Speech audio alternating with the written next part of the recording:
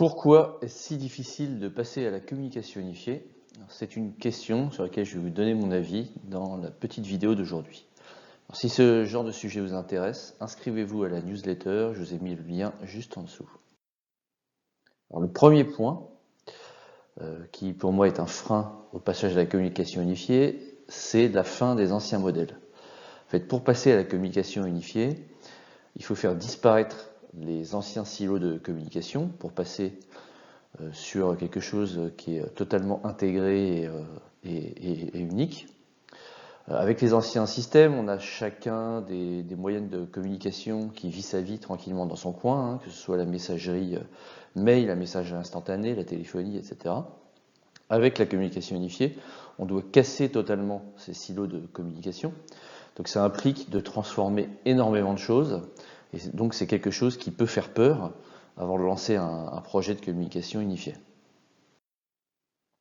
Deuxième point, c'est l'inertie des grandes entreprises. Alors pas que les grandes entreprises, même les plus petites, mais là où c'est le plus présent, c'est dans les grandes entreprises. Face à un changement de paradigme complet, c'est-à-dire qu'on revoit totalement la façon dont on fait fonctionner les moyens de communication, les canaux de communication dans l'entreprise. Face à ce changement de paradigme, il y a beaucoup de grandes entreprises qui vont préférer ne rien faire du tout et rester sur un mode de fonctionnement existant.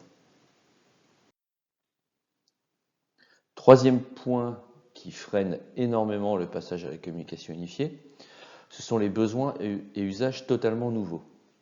Alors la communication unifiée n'a pas apporté ces nouveaux besoins, c'est une solution pour y répondre, c'est une façon d'y répondre, mais les besoins sont déjà là avant, notamment grâce ou à cause de la digitalisation, à la transformation digitale des entreprises. On a des façons de travailler qui sont devenues différentes.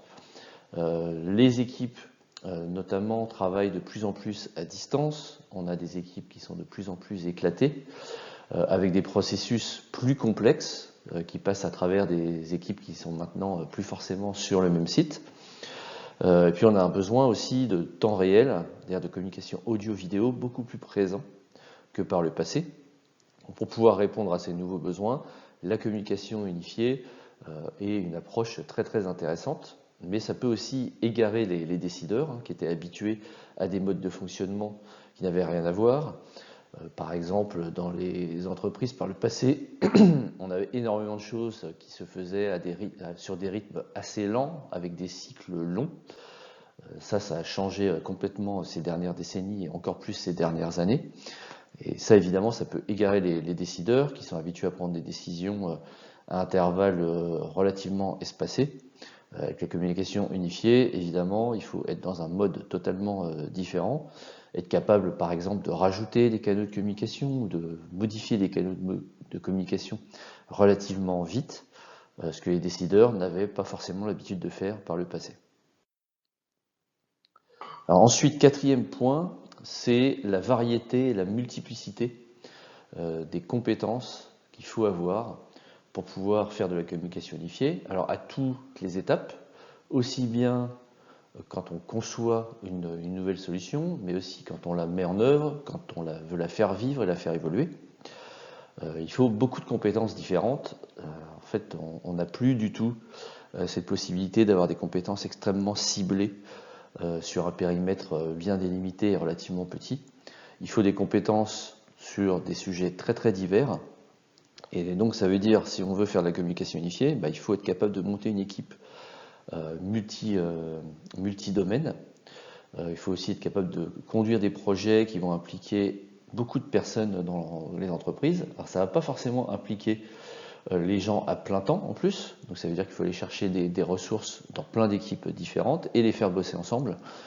Ça évidemment, ça paraît pas simple et ça ne l'est pas. Et donc ça peut être aussi un frein pour vouloir aller vers la communication unifiée. Cinquième point, les coûts cachés de la communication unifiée. Alors notamment pendant les projets, on peut se retrouver à devoir relancer des nouveaux chantiers qu'on n'avait pas forcément identifiés au départ.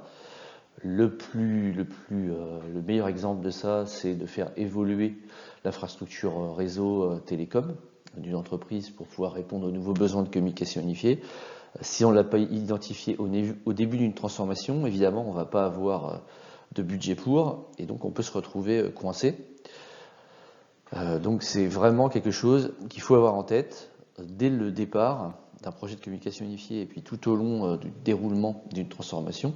Il faut avoir bien en tête que c'est assez difficile d'identifier tous les coûts, et donc il ne faut pas hésiter à réfléchir et à chercher calmement dès le début tous les chantiers qui vont être nécessaires et pas se restreindre uniquement à la solution de communication unifiée proprement dite, parce qu'une solution de communication unifiée, si on regarde les offres fournisseurs, bien souvent ça coûte pas si cher que ça, hein. On a des abonnements mensuels, chaque utilisateur va devoir payer une licence ou un abonnement tous les mois, mais évidemment ce n'est pas le seul coût qui va être impliqué par une transfo vers la com unifiée, donc il faut bien tout prendre en compte et se poser les bonnes questions dès le début. Alors, la communication unifiée apporte aussi son lot de changements au niveau de la cybersécurité. On va avoir un nouveau mode de fonctionnement qui est que tout peut dialoguer avec tout, avec des canaux de communication multiples, ce qui change totalement la donne vis-à-vis des solutions qu'on avait par le passé. Par le passé, par exemple, un système de vidéoconférence était restreint à des salles bien définies, en nombre limité. C'était assez simple de cloisonner tout ça et de filtrer proprement les flux. Avec la communication unifiée, on casse totalement cette logique-là. C'est n'importe quel terminal peut utiliser n'importe quel moyen de communication avec n'importe quel autre terminal.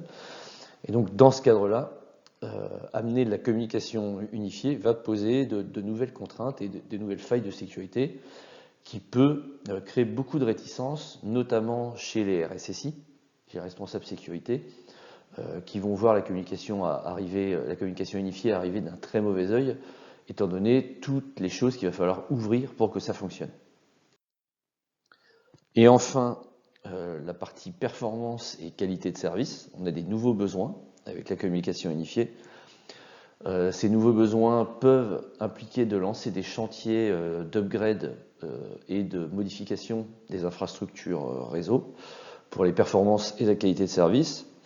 Et ces modifications peuvent être coûteuses et par conséquent peuvent être utilisées comme prétexte évidemment pour ne pas lancer une transformation comme unifiée. J'en ai fini pour le sujet du jour. Donc, si ça vous intéresse de creuser ou d'avoir d'autres vidéos de ce type, inscrivez-vous à la newsletter. Non seulement des vidéos, mais d'autres types de contenus aussi que je publie régulièrement. Et puis en étant inscrit à la newsletter, vous avez aussi accès en avance, avant tout le monde, et à un tarif préférentiel à toutes les nouvelles formations que je sortirai dans le futur. À bientôt.